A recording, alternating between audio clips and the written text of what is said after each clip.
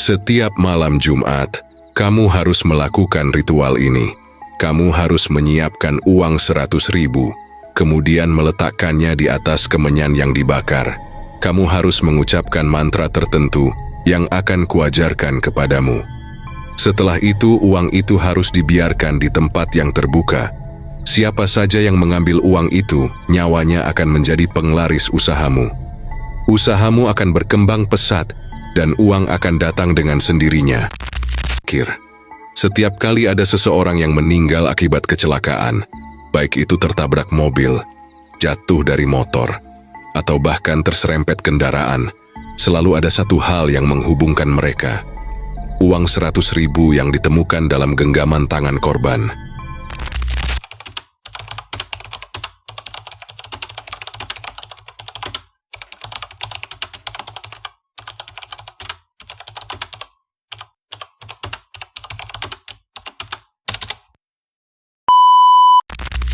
Mojosari, sebuah desa kecil yang terletak di pinggiran kota, dikenal dengan kehidupan yang sederhana dan tenang. Namun, di tengah kedamaian itu, hidup Pak Suroto, seorang pedagang roti keliling, terasa seperti beban yang terus menekan. Setiap pagi, sebelum fajar menyingsing, Pak Suroto sudah harus bangun dan mempersiapkan roti-roti untuk dijajakan. Dengan gerobak kayu yang sudah tampak usang dan roda yang sering macet, ia berkeliling desa, menawarkan roti kepada para tetangga yang masih sibuk dengan urusan mereka sendiri. Namun, hasil yang didapat selalu jauh dari harapan. Hari demi hari, roti yang dibawanya hanya laku beberapa biji, dan itu pun jarang. Warga desa lebih memilih membeli dari pedagang yang lebih dekat atau sekadar menunggu makanan dari rumah. Setiap kali ia pulang ke rumah, tangan Pak Suroto selalu kosong. Ia tak bisa membawa uang yang cukup untuk memenuhi kebutuhan sehari-hari, apalagi memenuhi keinginan istrinya, Bu Siti, yang sudah semakin sering mengeluh. "Kenapa sih, Pak? Kenapa nggak bisa bawa pulang uang yang cukup? Anak-anak butuh sekolah, rumah kita hampir rusak, dan aku ini sudah mulai cemas." Keluh Bu Siti dengan nada yang semakin tajam, begitu Pak Suroto masuk ke rumah pada suatu sore yang panas. Pak Suroto hanya bisa diam, menunduk. Ia sudah lelah dengan rutinitas yang tak membuahkan hasil. Setiap hari, ia merasa dirinya semakin terperosok ke dalam keterpurukan. Tentu saja, ia ingin memberi yang terbaik untuk keluarganya, tapi semakin ia berusaha, semakin terasa bahwa keberuntungan tidak berpihak padanya. Ia tak tahu harus berbuat apa lagi. Meskipun usahanya sudah dijalani dengan sepenuh hati, takdirnya seakan terus mempermainkannya. "Maafkan aku, Bu. Aku benar-benar sudah berusaha," jawabnya, suara penuh penyesalan, seolah itu bisa meredakan kemarahan istrinya.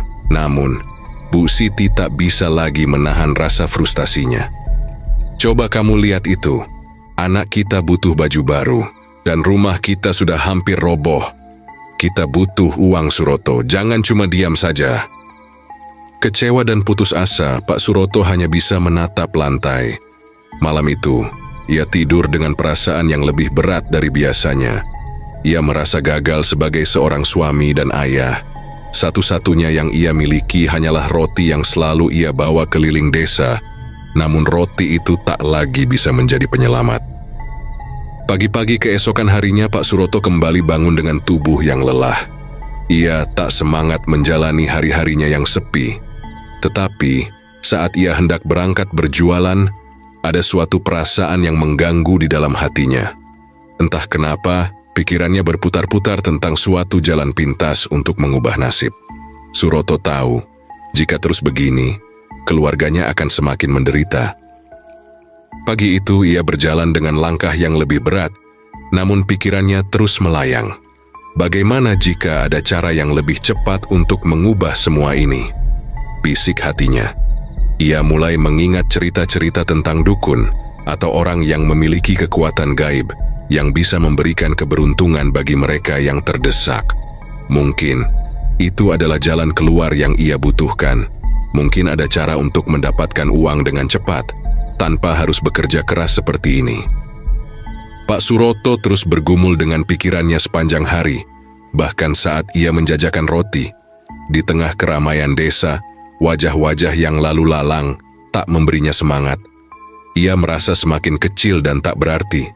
Roti yang dibawanya terasa semakin berat, bukan hanya karena fisiknya yang lelah, tetapi juga karena beban di dalam hatinya yang semakin menekan. Malam itu, ketika kembali ke rumah tanpa membawa hasil, ia melihat Bu Siti duduk termenung di ruang tamu. Wajah istrinya penuh kecemasan, matanya merah karena menangis. "Maafkan aku, Bu.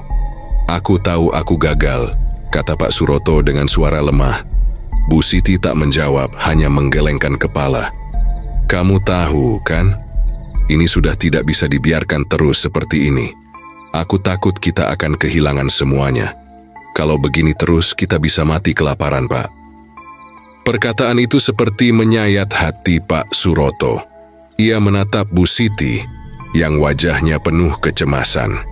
Ia tak ingin melihat istrinya terus menderita seperti ini.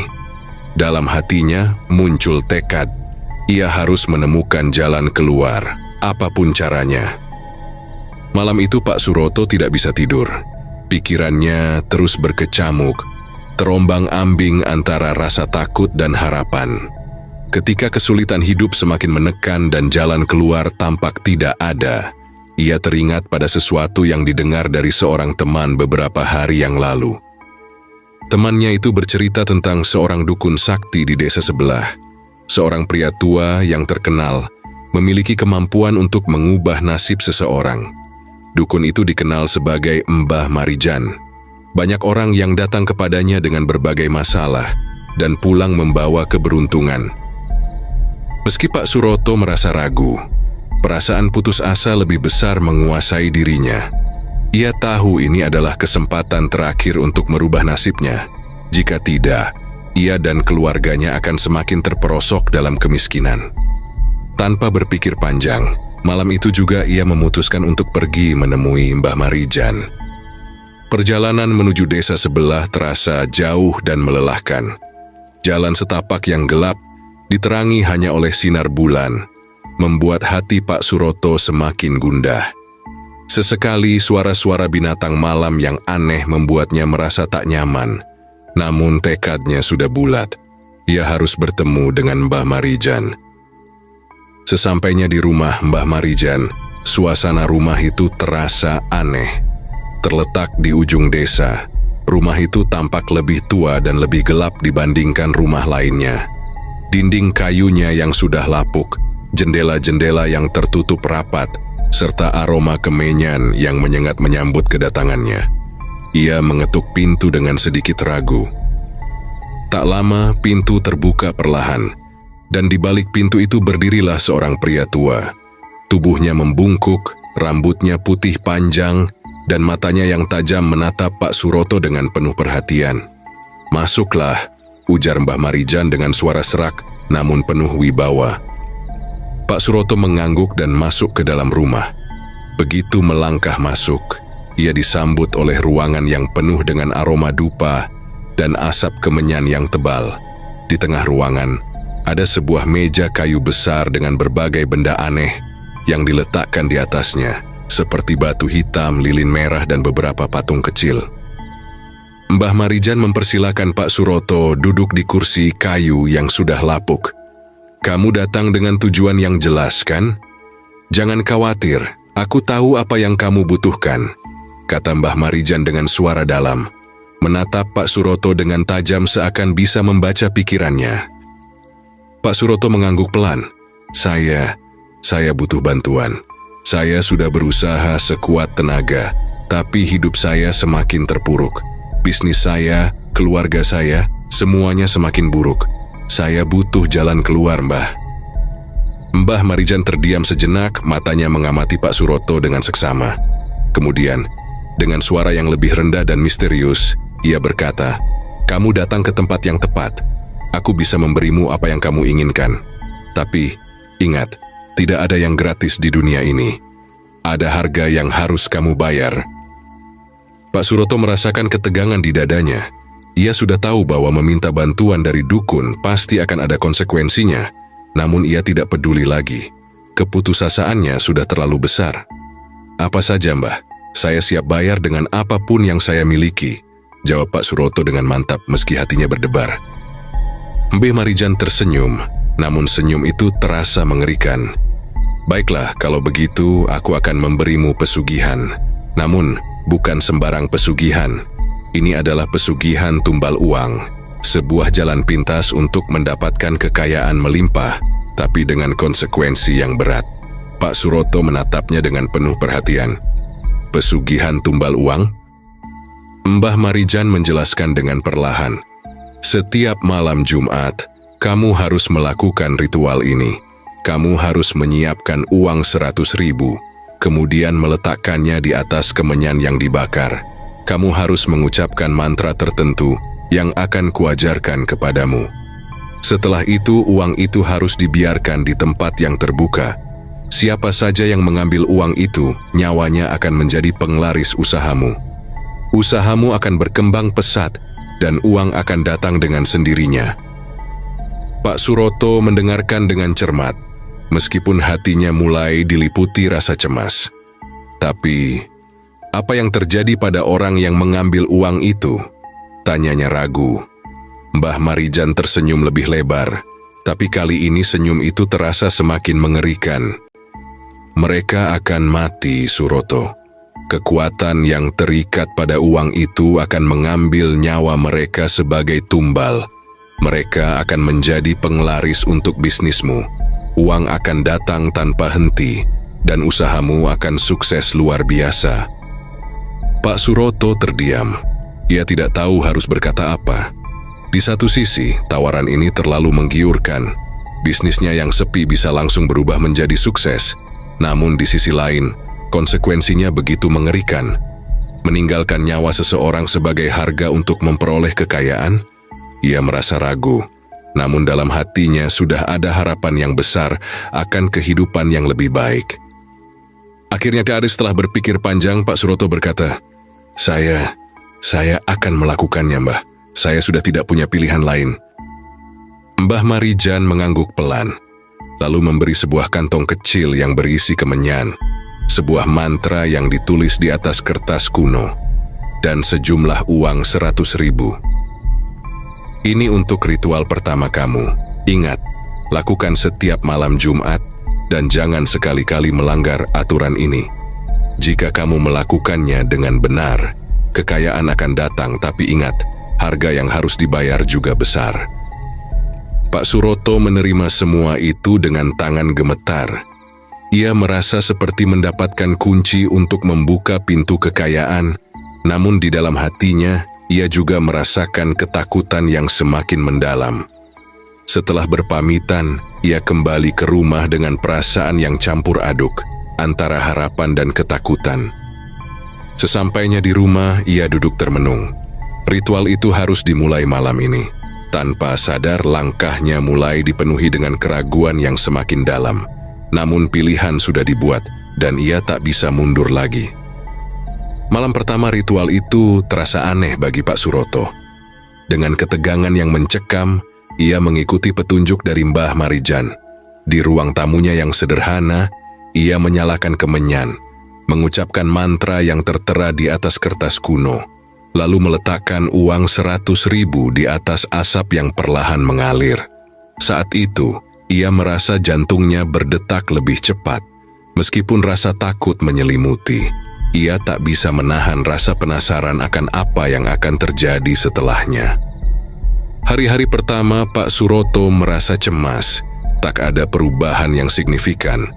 Namun pada malam Jumat kedua, keajaiban mulai tampak. Usai melakukan ritualnya, Pak Suroto merasa seolah ada yang berbeda pada dirinya. Keesokan harinya, sebuah keajaiban terjadi. Saat ia berkeliling menjual roti, ada lebih banyak pembeli dari biasanya. Mereka datang dengan antusias, membeli roti dalam jumlah yang jauh lebih banyak. Ada yang bahkan datang berkali-kali hanya untuk membeli roti. Tidak hanya itu, beberapa minggu setelah ritual pertama, ada seorang pengusaha yang datang ke toko kecilnya, menawarkan kerjasama. Pengusaha itu ingin membeli roti dalam jumlah besar untuk dijual di pasar-pasar besar. Dalam waktu singkat, toko roti kecil Pak Suroto berkembang pesat. Pelanggan yang dulunya enggan datang, kini berdatangan dengan jumlah yang tak terhitung. Setiap malam Jumat, ia terus melakukan ritual yang sama, meletakkan uang 100.000 dan membiarkannya diambil oleh orang lain.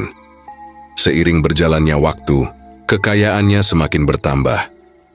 Toko rotinya yang dulu sempit dan kumuh kini bertransformasi menjadi sebuah toko yang megah.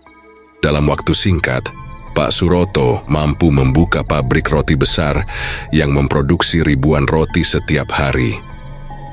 Pabrik roti itu menjadi simbol kesuksesannya, dan Pak Suroto merasa seakan dunia berada di tangannya. Uang mengalir deras. Setiap sudut rumahnya dipenuhi dengan perabotan mewah, kendaraan yang mahal, dan pakaian yang indah. Istrinya, Bu Siti, yang dulu sering mengeluh karena kesulitan ekonomi, kini menjadi seorang wanita yang selalu bangga dengan kemewahan yang mereka miliki. Anak-anaknya pun menikmati pendidikan terbaik, sesuatu yang dulu hanya bisa mereka impikan. Namun semakin banyak uang yang datang, semakin besar pula rasa sombong Pak Suroto. Ia mulai merasa bahwa ia adalah orang yang lebih hebat dari orang lain. Kesuksesannya tak hanya membuatnya kaya, tetapi juga menjadikannya sombong dan angkuh. Setiap kali berpapasan dengan tetangga atau orang-orang yang dulu mengenalnya, Pak Suroto kini hanya tersenyum sinis. Ia merasa bahwa keberhasilannya adalah hasil kerja kerasnya sendiri, tanpa pernah mengingat bantuan dari siapapun. Pernah suatu ketika seorang tetangga yang dulu sering membantunya ketika ia kesulitan datang untuk mengucapkan selamat atas kesuksesannya. Namun, Pak Suroto hanya menatapnya dingin, tanpa memberikan respon yang berarti. "Ah, itu hanya kebetulan," gumamnya dalam hati. Merasa bahwa semua yang ia miliki adalah berkat usaha dan kerja kerasnya semata. "Mereka tak tahu apa-apa tentang perjuanganku," katanya dalam batinnya. Pak Suroto tidak lagi peduli dengan apa yang terjadi di sekitar dirinya. Ia tidak peduli lagi dengan tetangga yang membutuhkan, tidak peduli dengan teman-teman lamanya yang dulu membantunya.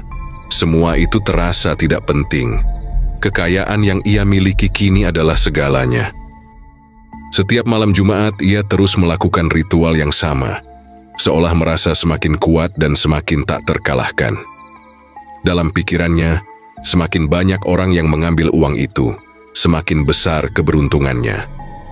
Uang 100.000 yang diletakkan di tempat-tempat tertentu selalu saja ditemukan oleh orang yang tak sengaja datang dan mengambilnya. Dan dalam hati Pak Suroto, itu hanyalah sebuah harga yang harus dibayar untuk keberuntungan yang ia nikmati.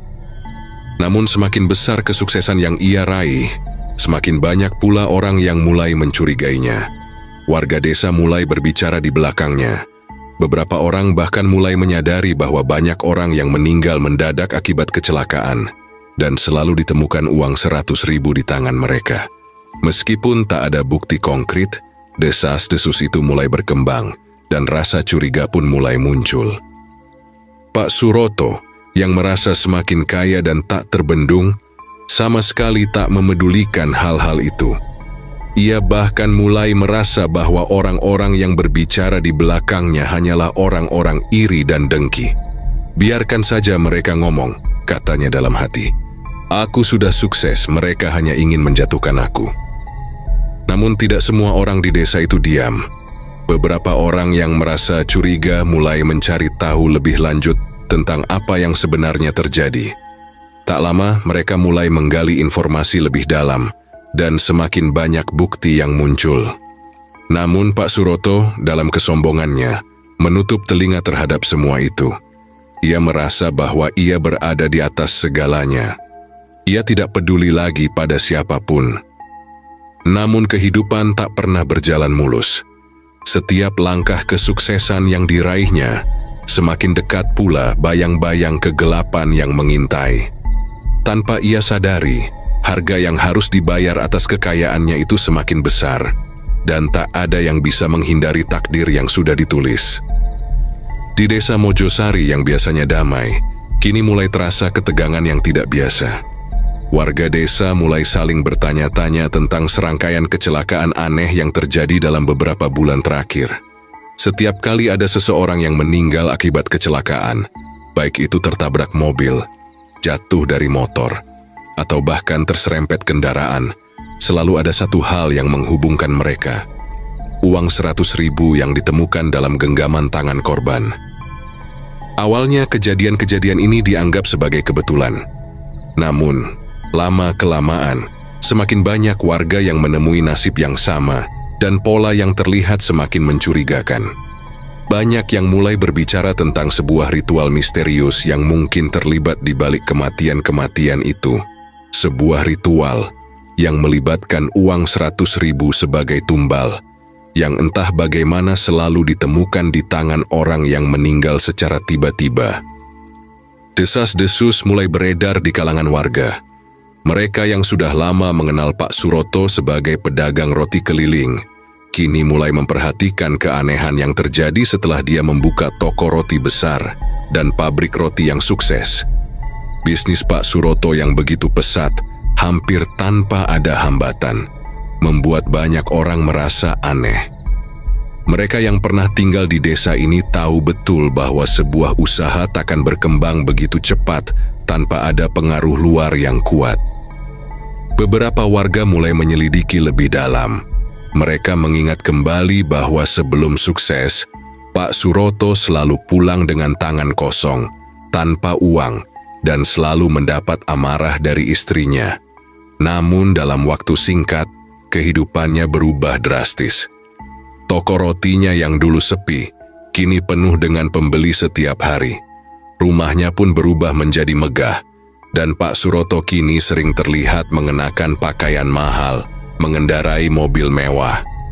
Apa yang sebenarnya terjadi? Ini tak mungkin terjadi hanya karena kerja keras, ujar Pak Amran, seorang tetua desa yang sudah lama tinggal di Mojosari.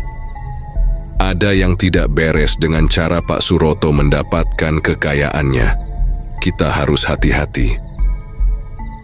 Beberapa warga lainnya mulai menyadari bahwa kebanyakan orang yang meninggal dan ditemukan dengan uang 100.000 itu memiliki hubungan dengan Pak Suroto. Mereka adalah pelanggan toko roti, orang yang sering berkunjung ke pabrik roti, atau bahkan orang-orang yang sempat terlibat dalam bisnisnya.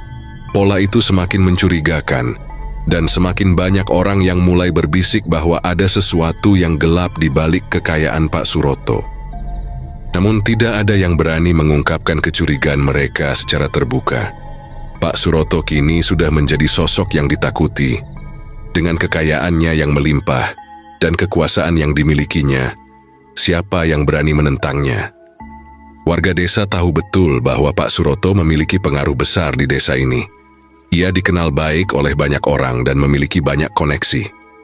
Tak hanya itu, kehidupan Pak Suroto yang semakin mewah dan angkuh membuat orang takut untuk melawan atau menentangnya. Di sisi lain, Pak Suroto semakin merasakan kekuatan yang ia miliki. Meskipun ia mulai menyadari bahwa ada banyak orang yang mulai curiga dengan kesuksesannya, ia merasa dirinya sudah terlalu kuat untuk dihadapi. Setiap malam Jumat, ia melanjutkan ritual tumbal uang dengan penuh keyakinan. Setiap minggu, ia merasa semakin dekat dengan kekayaan yang tak terbatas. Di tengah kegelapan yang menyelimuti desa Mojosari, sebuah harapan mulai muncul dari sosok yang dihormati oleh seluruh warga desa. Kiai Haji Abdullah, seorang ulama besar yang sudah lama tinggal di desa itu, mendengar desas-desus tentang kematian-kematian aneh yang terjadi belakangan ini. Seperti banyak warga lainnya, ia merasa ada yang tidak beres, namun ia tak terburu-buru menilai tanpa bukti yang jelas. Namun semakin banyak informasi yang ia dengar, semakin yakinlah Kiai Abdullah bahwa ada sesuatu yang lebih gelap daripada yang tampak. Ia mulai menyelidiki lebih dalam, mendengarkan cerita-cerita yang beredar di kalangan warga desa, dan melacak kejadian-kejadian yang terjadi dalam beberapa bulan terakhir.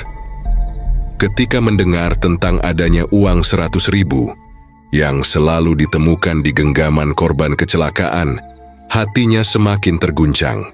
Kiai Abdullah merasakan firasat buruk yang mengarah pada sesuatu yang lebih besar. Pada suatu malam, setelah melakukan sholat tahajud di masjid, Kiai Abdullah memutuskan untuk mengunjungi beberapa keluarga yang terkena dampak langsung dari kecelakaan-kecelakaan tersebut. Ia berbicara dengan keluarga korban, mendengar cerita-cerita yang penuh kesedihan, dan semakin menyadari bahwa kematian-kematian ini bukanlah kebetulan belaka. Ada pola yang menghubungkan semuanya. Uang 100.000 yang selalu ditemukan di tangan para korban. Setelah beberapa malam mencari tahu lebih lanjut, Kiai Abdullah menemukan petunjuk yang mengarah pada Pak Suroto. Ia mendengar kabar bahwa Pak Suroto, yang kini telah sukses besar dengan usaha roti dan pabriknya, sering terlihat tengah malam keluar dari rumahnya dengan tujuan yang tak jelas.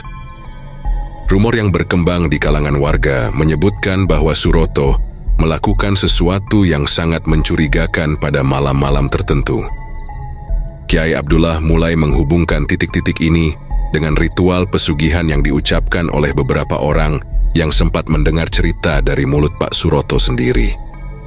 Dengan tekad yang bulat, Kiai Abdullah memutuskan untuk bertindak. Ia tidak bisa tinggal diam melihat desa yang ia cintai terjerat dalam kegelapan dan dosa yang begitu besar.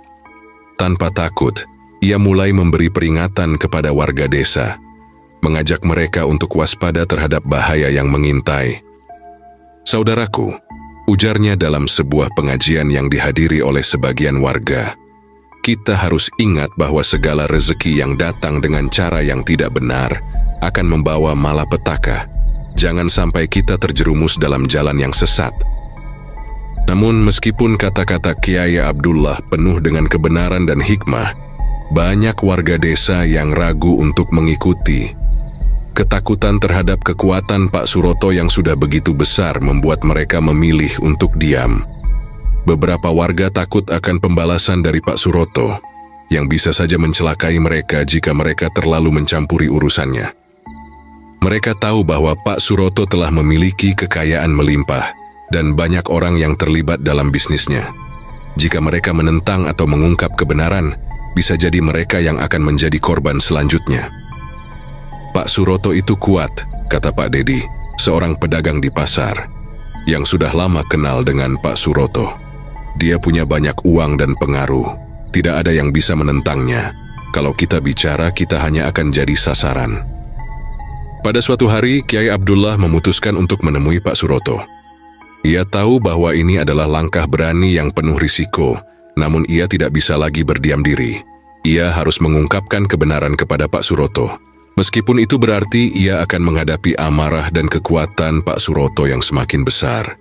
Dengan langkah mantap, Kiai Abdullah pergi menuju rumah Pak Suroto, berdoa agar ia diberi kekuatan untuk menghadapi kenyataan yang pahit. Ketika Kiai Abdullah sampai di rumah Pak Suroto, suasana terasa tegang. Pak Suroto yang sedang duduk di ruang tamu dengan ekspresi dingin, melihat kedatangan Kiai Abdullah dengan tatapan tajam. "Ada apa, Kiai?" tanya Pak Suroto. Suaranya terdengar datar namun penuh makna. Kiai Abdullah, meskipun hati-hatinya penuh dengan rasa takut, menjawab dengan tenang, "Pak Suroto, saya datang untuk memperingatkan Anda. Apa yang Anda lakukan adalah jalan yang salah. Pesugihan dengan tumbal darah dan uang akan membawa kehancuran, bukan hanya bagi Anda, tetapi juga bagi seluruh desa ini. Saya mendengar banyak kematian yang mencurigakan, dan saya tahu siapa yang terlibat."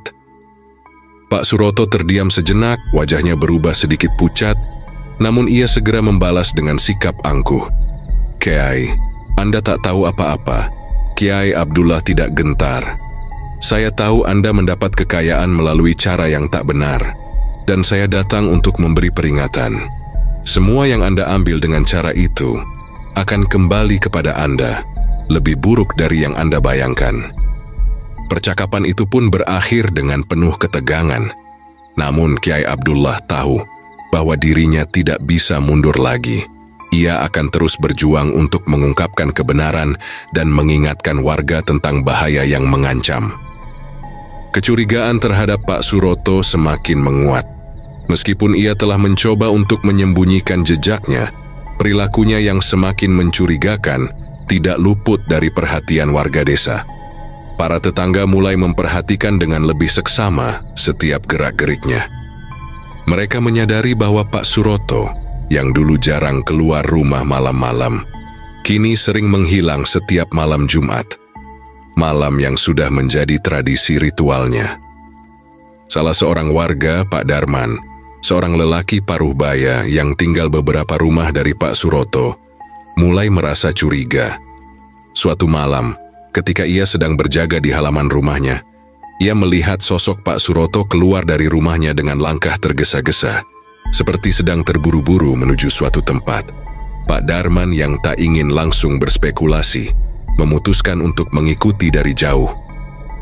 Dengan hati-hati, ia menyelinap mengikuti Pak Suroto, menjaga jarak agar tidak ketahuan. Dalam kegelapan malam, Pak Suroto berjalan menuju jalan besar di ujung desa. Dedaunan yang berserakan di tanah membuat langkah mereka hampir tidak terdengar. Pak Darman semakin penasaran, namun ia juga merasa takut, apalagi di malam yang sunyi seperti itu. Pak Darman merasakan firasat buruk yang menggelayuti hatinya, kala ia melihat Pak Suroto berhenti di pinggir jalan, lalu menjatuhkan uang selembar 100.000. Hatinya semakin gelisah. Ia memutuskan untuk kembali dan memberitahukan beberapa warga lainnya keesokan harinya, berharap mereka bisa bersama-sama mencari tahu lebih lanjut. Kabar ini dengan cepat menyebar ke seluruh desa. Beberapa warga mulai semakin yakin terhadap Pak Suroto yang telah melakukan pesugihan berkat kesaksian yang diberikan oleh Pak Darman. Mereka yang sebelumnya takut untuk berbicara mulai terbuka dan berdiskusi tentang kecurigaan mereka. Mereka tidak bisa membiarkan Pak Suroto terus menjalankan ritual itu yang sudah merenggut begitu banyak nyawa.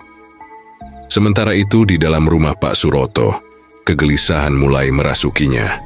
Meskipun usahanya semakin berkembang pesat, ia merasakan ancaman yang semakin dekat. Masyarakat mulai memperhatikan setiap gerak-geriknya. Kiai Abdullah, yang sudah beberapa kali memperingatkan warga, semakin membuatnya merasa terpojok. Namun sesuatu yang tak terduga terjadi. Uang tumbal yang terakhir kali dijatuhkan Pak Suroto ternyata diambil oleh anaknya sendiri. Tanpa sadar, anaknya, Ardi, yang masih muda dan polos, sedang berjalan pulang dari rumah temannya yang tidak jauh dari situ. Ardi, yang tidak mengetahui apa yang terjadi, melihat uang 100.000 di jalan dan tanpa ragu langsung mengambilnya. Pak Suroto yang sedang duduk merenung di ruang tamu tersentak karena mendengar suara ketukan pintu. Ia pun segera membuka pintu dan melihat Pak Harjo, tetangganya, berdiri dengan wajah pucat dan napas tersengal-sengal. "Pak Suroto, cepat ke ujung jalan desa. Ardi ditemukan tergeletak di sana." Suara Pak Harjo bergetar. Matanya menunjukkan rasa iba sekaligus ketakutan. Seketika dada Pak Suroto terasa sesak. "Apa maksudmu, Pak Harjo? Apa yang terjadi dengan Ardi?" Tanyanya dengan suara serak, meskipun di dalam hatinya ia sudah merasakan firasat buruk. Pak Harjo tidak menjawab, hanya menggelengkan kepala dan melangkah mundur. "Cepatlah, Pak. Istri dan anak-anak saya juga sudah menuju sana," ujarnya. Pak Suroto berlari ke dalam rumah, memanggil istrinya, Bu Siti, yang sedang memasak. Tanpa menjelaskan panjang lebar, mereka segera keluar rumah menuju lokasi yang dimaksud. Langkah mereka semakin cepat saat melihat beberapa warga berkumpul di bawah lampu jalan yang di ujung desa. Ketika tiba di sana, pemandangan mengerikan menyambut mereka. Tubuh Ardi tergeletak di tanah berlumpur. Matanya melotot ke langit seperti menyaksikan sesuatu yang sangat menakutkan. Di tangannya yang kaku, tergenggam erat selembar uang 100.000 rupiah, uang yang tidak asing bagi Pak Suroto. "Ardi!" teriak Bu Siti sambil jatuh berlutut di samping tubuh anaknya. Ia memeluk Ardi erat, namun tubuh anak itu sudah dingin. "Bangun, nak! Bangun! Jangan tinggalkan ibu!" Tangisnya pecah, menggema di malam yang dingin. Pak Suroto berdiri mematung, menatap tubuh anaknya dengan perasaan hancur. Dunia seakan berhenti berputar. Ia mengenali uang yang digenggam Ardi. Itu adalah uang tumbal yang ia jatuhkan dalam ritualnya malam tadi. Sadar akan hal itu, tubuhnya gemetar hebat. "Ardi, kenapa kau?" Suara Pak Suroto tertahan. Air matanya mengalir deras. Penyesalan menusuk hati seperti belati yang tak henti-hentinya mengoyak. Ia sadar, keserakahannya telah mengambil nyawa anaknya sendiri. Pak Suroto berlutut di sisi tubuh anaknya, memegang tangan kecil yang sudah kaku itu. "Maafkan ayah, nak. Maafkan ayah," isaknya. Namun, ia tahu, permintaan maafnya tidak akan membawa Ardi kembali. Sejak kematian Ardi, rumah Pak Suroto tak lagi sama. Keheningan yang sebelumnya terasa menenangkan, kini berubah menjadi ketegangan yang mencekam. Bu Siti, yang sejak kejadian itu hanya menangis di kamar, akhirnya meledakkan amarahnya suatu malam. "Semua ini salahmu, Suroto," teriaknya dengan suara serak, menatap tajam ke arah suaminya yang duduk lesu di ruang tamu. "Kalau bukan karena keserakahanmu, Ardi tidak akan mati.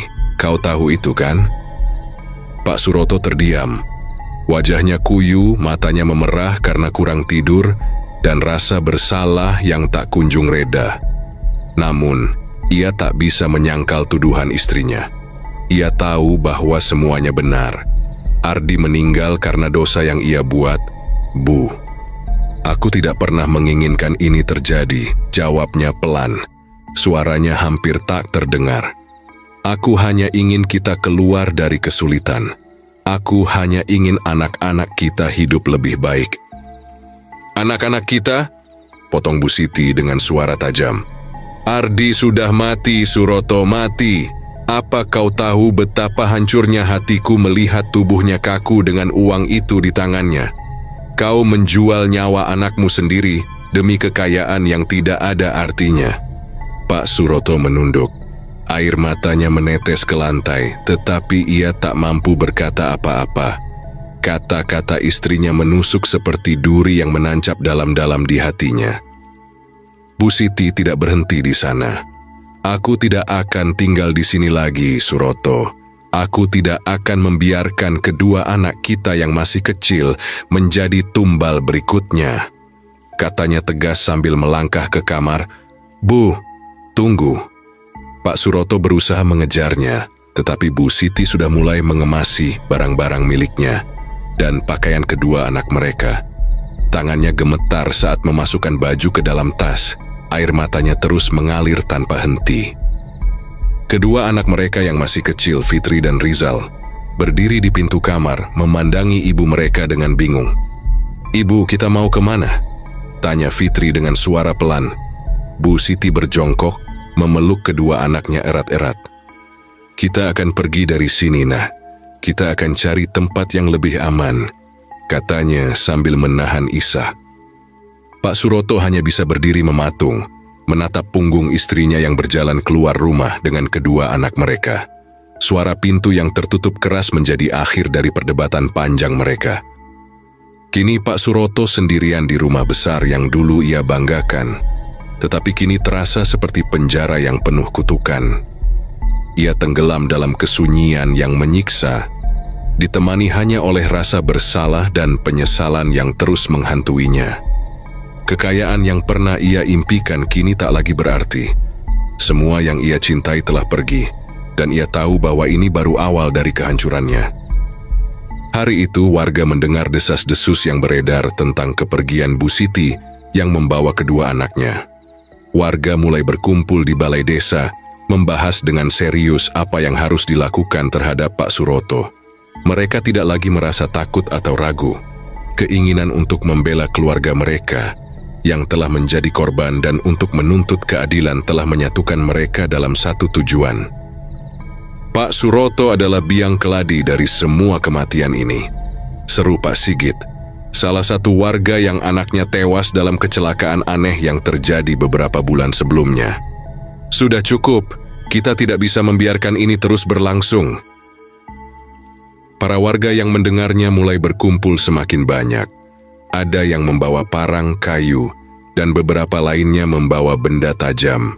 Semua marah, penuh amarah yang tak terbayangkan. Mereka merasa bahwa sudah saatnya Pak Suroto membayar atas semua perbuatannya yang telah merenggut nyawa orang-orang tak bersalah. Di rumah Pak Suroto, suasana terasa semakin mencekam. Pak Suroto yang sebelumnya merasa tenang dengan kekayaan yang telah ia raih, kini merasa terpojok. Warga sudah semakin dekat dan suara mereka semakin jelas terdengar dari luar rumah. Mereka sudah sampai di depan pintu, siap mendobrak dan menghancurkan apa yang selama ini telah ia bangun. Pak Suroto berdiri di tengah ruang tamunya, menatap sekeliling rumahnya yang penuh dengan harta dan kemewahan yang diperoleh dari jalan yang kelam. Semua yang ia miliki terasa seperti sampah saat itu. Keberhasilannya yang telah ia banggakan, kini berubah menjadi kutukan yang siap menghancurkannya. Di luar, para warga terus mendekat. Mereka meneriakkan namanya, meminta pertanggungjawaban atas segala kematian yang terjadi. Mereka tidak peduli dengan semua alasan yang mungkin dimiliki Pak Suroto. Amarah mereka sudah tidak bisa dibendung lagi. Pak Suroto tahu waktunya telah tiba. Ia sudah terpojok dan tak bisa melarikan diri. Dalam ketakutannya, pikiran gelap kembali menghampiri dirinya. Ia merasa bahwa ini adalah akhir dari perjalanan panjang yang telah ia pilih. Semua yang terjadi adalah hasil dari perbuatannya sendiri, dan kini ia harus membayar harganya. Namun, di dalam hatinya yang penuh penyesalan, ada satu hal yang masih membara. Keinginan untuk membawa serta semuanya ke dalam kehancuran. Jika aku harus mati, maka semua ini juga akan ikut terbakar, gumam Pak Suroto, seolah berbicara pada dirinya sendiri. Dengan tangan yang gemetar, ia menuju ke dapur, di mana ia menyimpan bahan-bahan untuk ritual terakhirnya. Kemenyan, uang 100.000 yang telah diritualkan, dan api. Ia menyusun semuanya dengan cepat, seperti mengatur takdirnya yang akan segera tiba. Pak Suroto menyalakan kemenyan dengan api besar, membiarkan asapnya menggulung ke udara. Setelah itu, ia meletakkan uang 100.000 yang telah diberkati dalam api, membiarkan uang itu terbakar. Semua yang ia miliki, semua yang ia capai, semuanya berawal dari ritual ini. Namun, malam itu, ia memutuskan untuk menambahkannya. Dengan hati yang berat, ia membakar rumahnya, tak peduli lagi dengan apa yang terjadi selanjutnya. Warga yang masih ragu-ragu berdiri di luar, terkejut melihat apa yang terjadi.